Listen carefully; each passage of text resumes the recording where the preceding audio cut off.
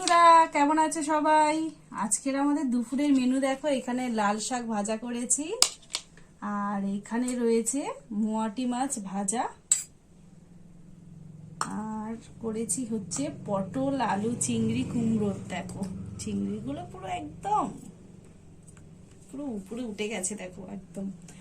আর এখানে রয়েছে মোয়াটি মাছ দিয়ে আবার ঢেঁড়স আলু দিয়ে একটু ঝোল করেছি। অনেকটা মোয়াটি মাছ ছিল তাই একটু ঝোল করেছি।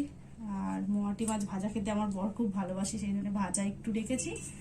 আর এইখানে দেখো আগের দিন মাছের কালিয়া করেছিলাম, খুব টেস্ট হয়েছিল, ওই জন্য আবার আজকের এটা কালিয়া করেছি। আর 3 পিস সব একদম পেটি রয়েছে। আর দুপুরে খেতে বসে গেছি এখন আমি।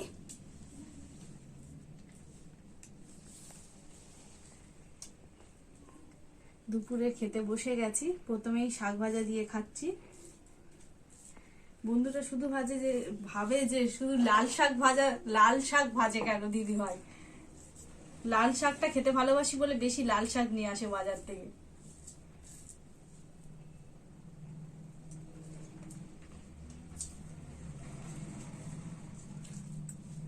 পেঁয়াজ আর শুকনো লঙ্কা দিয়ে লাল শাক ভাজলে হেভি লাগে, দারুণ হয়েছে লাল শাক ভাজাটা।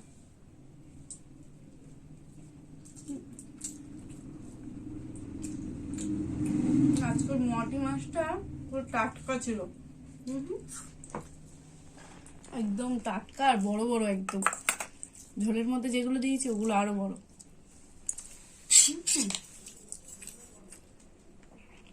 কত বড় বড় মাছ দেখো, পুরো পুঁটি মাছের মতো। এই দেখো পুঁটি মাছ যেমন বড় হয় ঠিক তেমন মাছগুলো খুব সুন্দর।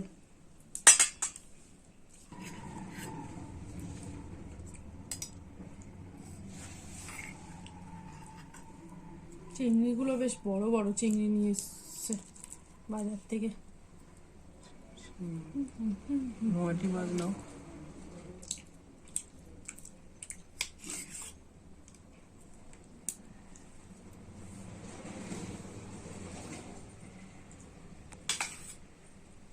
চিংড়ি একটু বড় না হলে ভালো লাগে না। টেস্ট আছে, জ্যান্ত চিংড়ি একদম।